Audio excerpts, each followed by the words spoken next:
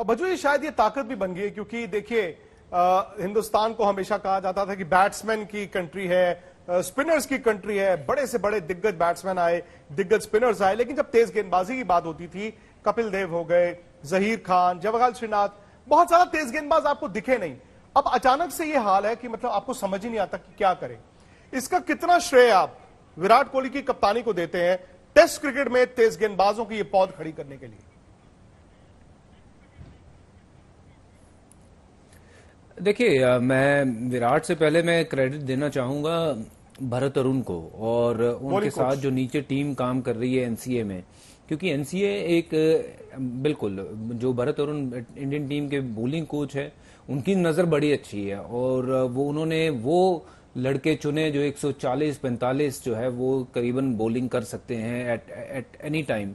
तो जब उन्होंने उन सब बॉलरों को देखा, उनको एनसीए में बुलाया गया और सबको वहां पे फिटनेस करवाई गई, सबके जो वो देखे गए कि मापदंड क्या है, ये आपको इनके ऊपर खरा उतरना है, तो उन सबको एक ही चीज बोली कि आप तैयार रहना, कभी भी आपका मौका आ सकता है। तो क्रेडिट टू भरत अरुण, रवि शास्त्री, कि जिन्होंने ये सोच रखी कि हमारा ये जो डिपार्टमेंट है, मोंटी ने बड़ी अच्छी बात करी कि 10 साल पहले हम ये कभी सोच भी नहीं सकते थे कि भारतीय टीम के पास ऐसे 5 गेंदबाज होंगे कि आप 5 में से किसी को भी खिला लो, 3 बॉलरों को, वो अपने दम पे मैच जिता देंगे। आज ये एक हमारे पास वो लग्जरी है कि हमारे पास इतने अच्छे फास्ट बॉलर्स हैं। तो credit to these people for working so hard and working so closely with these all fast bowlers from different part of the country, कि जिनको बुला करके उनके ध्यान रखा गया।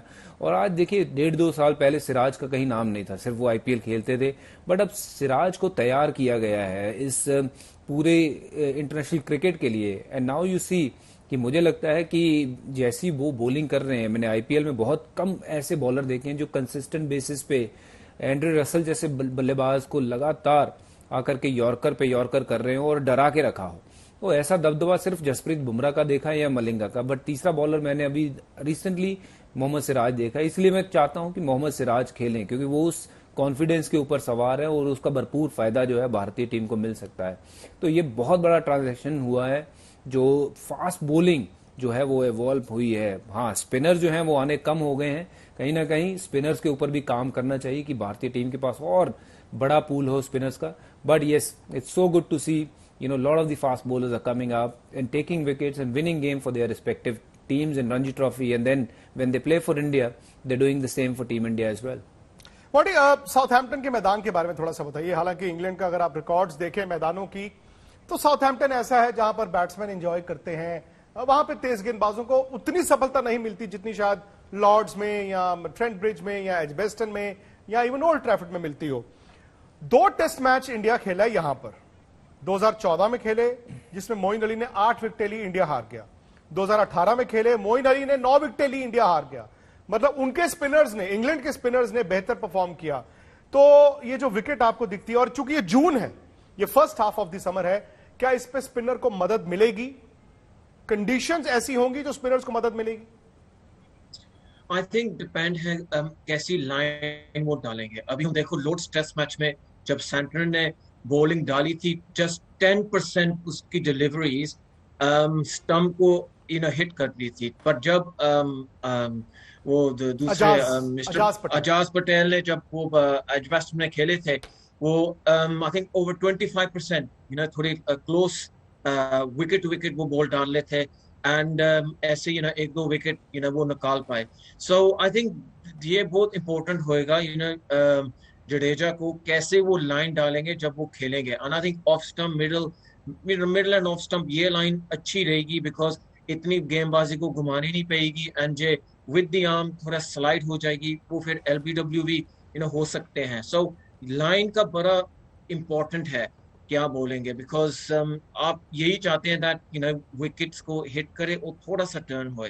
एंड आई थिंक देखो न्यूजीलैंड के पास लेफ्ट हैंडर है, कॉनवे ने डबल सेंचुरी मारी थी लॉर्ड्स टेस्ट के लिए, एंड उस न्यूजीलैंड बैट्समैन को कोई क्वालिटी स्पिन अभी मिला नहीं मिला। अभी जो रूट ने डाली वो तो पार्ट टाइम स्पिनर है। सो जब अश्विन बॉल लेफ्ट हैंडर्स को डालेंगे, ये भी एक हो सकता है दैट न्यूजीलैंड बैट्समैन ना वो संभाल सकें एंड अपर हैंड इंडिया को मिले। वजू जाते जाते, क्योंकि सलाम क्रिकेट में फिलहाल वक्त इतना ही, लेकिन मैं आपको बता दूं शाम 7:30 बजे हरभजन सिंह, सुनील गावस्कर, मदन लाल, तीनों वर्ल्ड चैंपियंस हमारे साथ रहेंगे। सनी भाई तो साउथहैम्पटन उसी होटल में जहां पे टीम ठहरी है, मौसम भी देख लेंगे बरसात हो रही है कि नहीं हो रही, लेकिन पूरे टेस्ट मैच में भी हरभजन सिंह हमारे साथ रहेंगे। सलाम क्रिकेट में जाते जाते 2007 में T20 जीता, यानी कि T20 चैंपियन इंडिया है। वनडे वर्ल्ड कप का चैंपियन भी इंडिया है। 1877 से चलती आ रही टेस्ट क्रिकेट में क्या पहला चैंपियन इंडिया ही बन रहा है?